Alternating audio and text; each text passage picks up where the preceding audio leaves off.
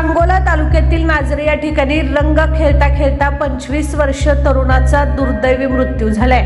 हनुमंत वाघमारे वय वर्ष 25 असं मृत तरुणाचं नाव आहे। सदरची घटना ही शनिवार दुपारी 2 वाजण्याच्या सुमारास सांगोला तालुक्यातील नाझरे या ठिकाणी घडली आहे। याबाबत नितीन रणदिवे यांनी सांगोला पोलीस ठाण्यात खबर दिली।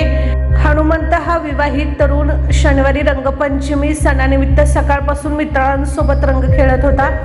दुपारी 2च्या सुमारास त्याच्या छातीत हे अचानक दुखू लागल्याने मित्रांनी त्याला नजीकच्या खासगी दवाखान्यात नेलं। डॉक्टरांनी तपासून तो मृत झाल्याचं सांगितलंय। त्याच्या मृत्यूनंतर कारणांबाबत चर्चा सुरू आहे। नातेवाईकांनी त्याचा मृतदेह शवविच्छेदनासाठी सांगोला ग्रामीण रुग्णालयात आणला असून शवविच्छेदनानंतर त्याच्या मृत्यूचे कारण स्पष्ट होणार आहे।